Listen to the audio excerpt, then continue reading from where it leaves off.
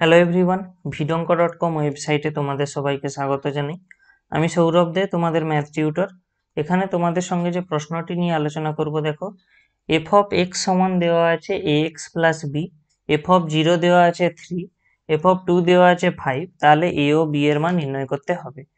তো দেখো এখানে আমরা কিভাবে সলভ করব। এখানে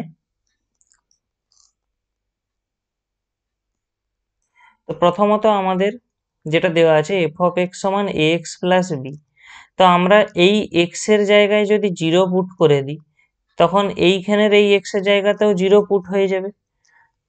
তাহলে দেখো আমরা কি বলছি, এফ অফ 0 সমান তাহলে কি আসবে না এ ইন্টু 0 প্লাস বি। এবারে প্রশ্নে দেখো এফ অফ 0 মান দেওয়া আছে 3, তাহলে আমরা এখানে 3 বসাতে পারি। এটার মান তাহলে কত হবে 0 প্লাস বি, কারণ এ ইন্টু 0 মানে 0 আসবে। তাহলে এখান থেকে আমরা কি পেয়ে যাচ্ছি, দেখো বি এর মান 3।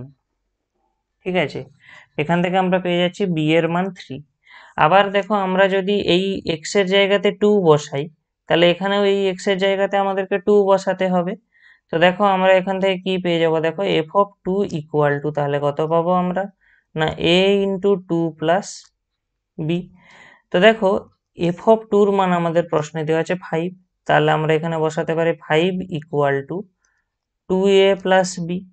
ঠিক আছে, তাহলে আমরা এখান থেকে কত পেয়ে যাব, 5 ইকুয়াল টু 2a প্লাস, আবার দেখো বি এর মান যে 3 সেটা আমাদের জানা আছে, তাহলে আমরা এখানে 3 বসিয়ে দিতে পারি। অর্থাৎ 2a এটা সমান আমাদের এখন হয়ে যাবে 5 মাইনাস 3।